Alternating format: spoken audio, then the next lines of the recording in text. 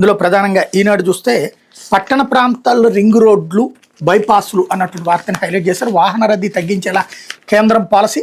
రాష్ట్రంలో పలు నగరాలు పట్టణాలకు రింగ్ రోడ్లు సెమీ రింగ్ రోడ్లు బైపాస్లు నిర్మించాలని రాష్ట్ర ప్రభుత్వం ప్రణాళిక సిద్ధం చేస్తోంది. పట్టణాల్లోని రహదారులు వాహన రద్దీతో ఇరుగ్గా మారుతున్న ఆ ట్రాఫిక్ తగ్గించేలా కేంద్ర ప్రభుత్వం అమలు చేస్తున్న అర్బన్ డీకంజెషన్ పాలసీని సద్వినియోగం చేసుకోవాలని యోచిస్తోంది. ఇప్పటికే శ్రీసత్య జిల్లా హిందూపురానికి తొలి సెమీ రింగ్ రోడ్డును సాధించింది. ఇప్పటికే కోడికొండ చెక్పోస్ట్ నుంచి లేపాక్షి మీదుగా హిందూపురం పెద్ద చెరువుకు ఆవల వైపు మడకశిర సిరా వరకు జాతీయ రహదారిని 10 మీటర్ల వెడల్పుతో విస్తరించారు. దీనివల్ల హిందూపురానికి ఒకవైపు బైపాస్ ఉన్నట్టే. అయితే పట్టణ శివారులో కర్ణాటక సరిహద్దులో పారిశ్రామిక ప్రాంతం ఉంది. అటు నుంచి వచ్చే వాహనాలన్నీ హిందూపురం పట్టణం లోపల నుంచి ప్రయాణిస్తున్నాయి.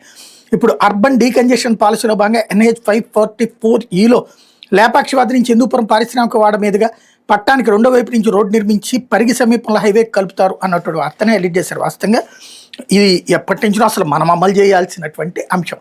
హైదరాబాదు ఔటర్ రింగ్ రోడ్ నేనే కట్టానని చెప్పేటటువంటి చంద్రబాబు గారు వాస్తవంగా ఆయన ప్లాన్ చేశారు 10 కిలోమీటర్లు, దాన్ని 60 కిలోమీటర్లు చేసింది రాజశేఖర రెడ్డి.